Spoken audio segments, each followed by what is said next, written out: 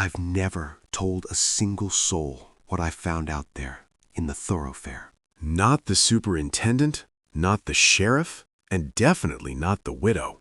I just wrote my report, handed in my badge, and let them think the isolation broke me.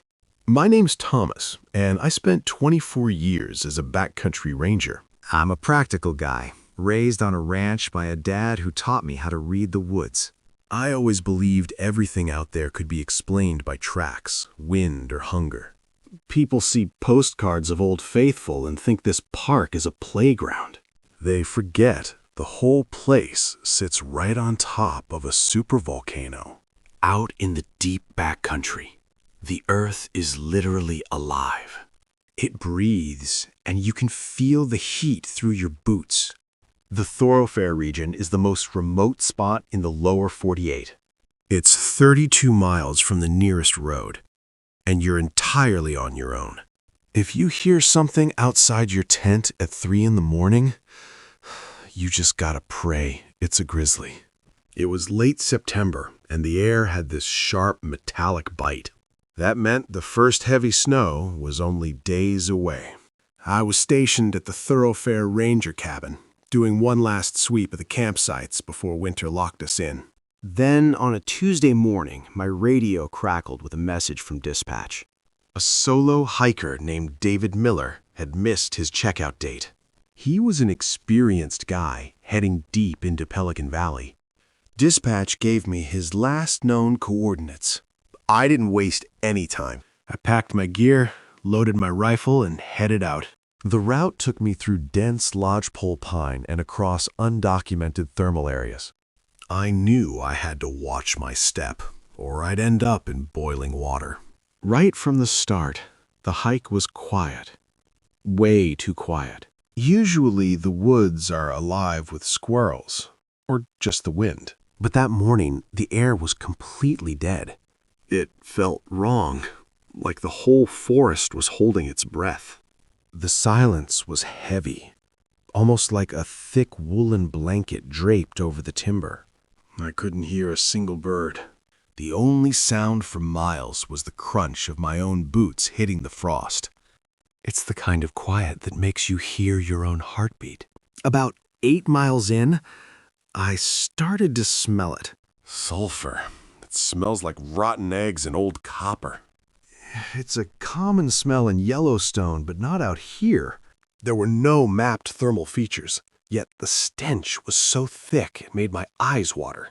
I pushed through this nasty thicket of deadfall and finally hit the coordinates dispatch gave me. It was just this little clearing right by a nameless creek, and there it was, David Miller's tent. I cupped my hands and yelled out, "National Park Service! David, you in camp?" I waited for a shout back, but there was nothing. Not even an echo in those trees. My gut was telling me something was way off. I pulled my bear spray with my left hand, kept my right hovering near my sidearm. I started walking into the clearing, slow and steady. I checked the perimeter first. The fire ring was dead cold, like it hadn't been lit in days. Looked up, and his bear hang was still perfectly tied off in the pine tree. Food bag hadn't been touched at all. I crept right up to the tent. The flap was totally unzipped, just hanging there in the dead air. I stopped for a second, holding my breath, just listening for breathing or movement inside. I pulled the flap back and looked inside. His sleeping bag was unrolled, but totally empty. Yeah, the backpack was sitting in the corner, map spread out on the floor. But David wasn't there. But what actually stopped my breath was the powder. Everything inside was coated in this fine white dust. Looked kind of like powdered sugar, but I knew exactly what it was. Silica ash. Straight from a geyser. And right in the middle of the tent, sitting perfectly upright, was a single hiking boot.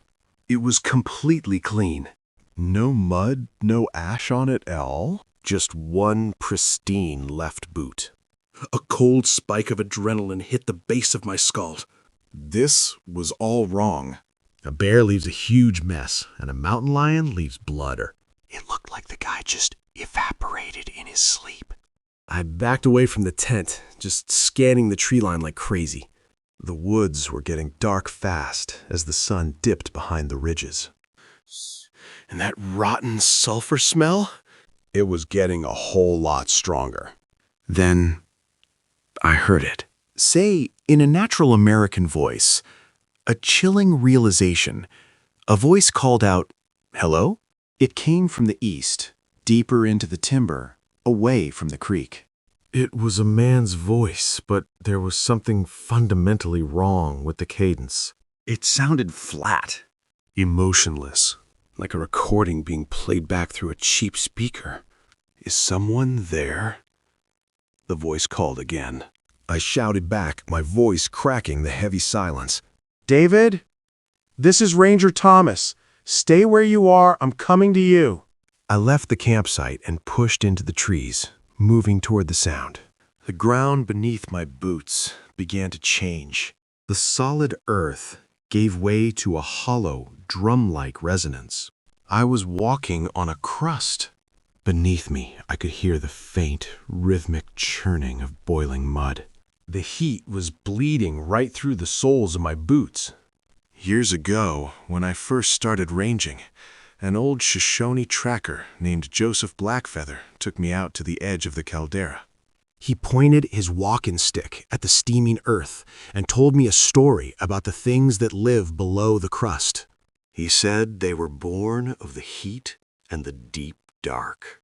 He told me they come up when the nights get long, and they wear the voices of the lost to pull the living into the boiling pots. I thought it was just a story to scare Greenhorn. I wasn't thinking it was just a story now.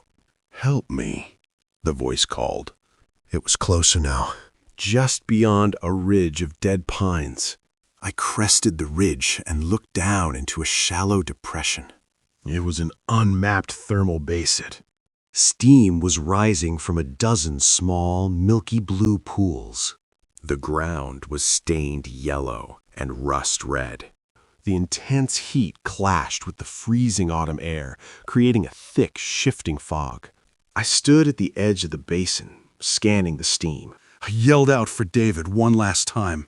I waited for an answer, but got nothing but dead silence and hissing steam. Then I caught a flash of metal out of the corner of my eye. Something was sitting right on the edge of the biggest boiling pot. I started picking my way down the slope, testing the ground with every single step. The crust out there is dangerously thin. One wrong move and your leg goes straight through into 200-degree water. You don't walk away from that. When I finally got down to the edge of the water, the heat was just suffocating. And sitting right there on a rock, covered in condensation, was a handheld two-way radio. The kind hikers use when they lose cell service. I picked the thing up. The little green power light was still on. I pressed the speaker right up to my ear, trying to hear over the bubbling mud. At first, it was just static. Then, the voice came through. "Hello? Is someone there? Help me." So it was a recorded loop. Just a distress call David had set up before he took off. Man, a massive wave of relief just washed right over me. My shoulders dropped, and my heart rate finally started to slow down. Whew, it was just a radio. The weird, flat sound of the voice? It was just the cheap speaker distorting the recording. I actually smiled. Just a nervous, exhausted smile. I figured David was probably miles away by now, trying to hike his way out. So I reached up with my thumb and clicked the radio off.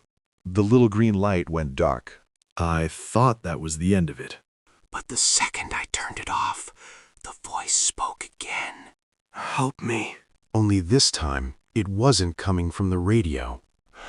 It was coming from the steam. Right behind me. No more than 10 feet away. I spun around so fast I dropped the radio right on the rocks. My training just took over. I ripped the strap off my holster and drew my sidearm in one fluid motion. I aimed straight into that thick, swirling fog. I yelled at whoever it was to step out. My voice was literally tearing my throat apart. "Step out right now," I yelled. And for just a second, the wind shifted. The steam parted, and I saw it. The steam parted for just a second, just long enough for me to see it. It was standing on the other side of the boiling pool. It was tall. Impossibly tall. Maybe 7 feet, with limbs that were too long, hanging down past its knees. Its skin was the color of boiled meat, slick with moisture. But the most terrifying thing was where it was standing. It was standing ankle deep in the boiling water. Water that would melt the flesh off a human bone in minutes. It just stood there, staring at me with those black pits. And then the smooth skin on the lower half of its face split open. It didn't have lips. It just had a jagged, weeping tear in the flesh. "Is someone there?" it said. The voice didn't just sound like David Miller. It was David Miller. It had stolen the exact frequency of his terror. I didn't shoot. I know people hearing this will ask why I didn't shoot. When you're faced with something that violates the laws of nature, your brain short-circuits. You're paralyzed by the sheer impossibility of what you're looking at. I backed up. One slow, agonizing step at a time. I kept my gun leveled at its chest. It didn't follow me. It just watched me retreat up the ridge. Its head tilting slightly to the side, like a dog trying to understand a new sound. The moment I was over the ridge and out of sight, I turned and ran. I ran with a reckless, blind panic that I had spent 20 years training out of myself. I tore through the deadfall, tearing my uniform, scratching my face on branches. I ran past David's abandoned tent without looking back. I ran until my lungs burned and I was tasting blood in the back of my throat. It took me 4 hours to hike in. It took me 2 hours to run back to the Thorofare cabin. I burst through the heavy oak door, slammed it shut, and threw the deadbolt. I was gasping for air, dripping with cold sweat. I dragged the heavy wooden dining table across the floor and wedged it under the doorknob. I slammed the heavy wooden shutters over the windows and locked them tight. I stoked the fire in the wood stove until it was roaring, trying to drive the chill out of my bones.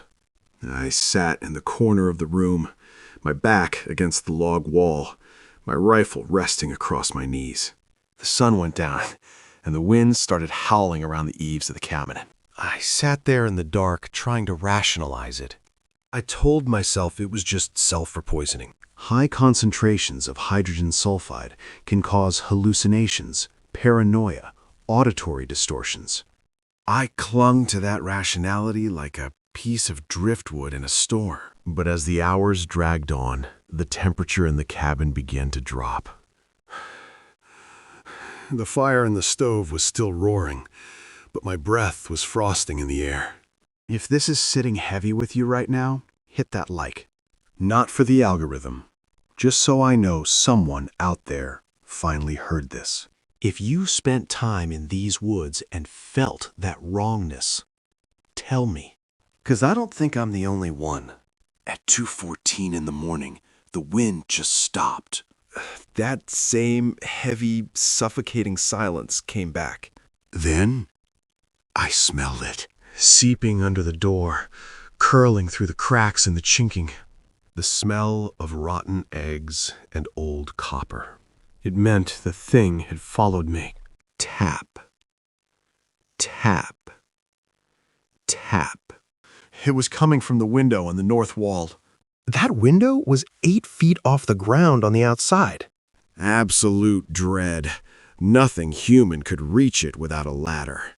I gripped my rifle, my knuckles turning white. I didn't breathe. Then, A voice spoke through the heavy timber walls. It wasn't David Miller's voice.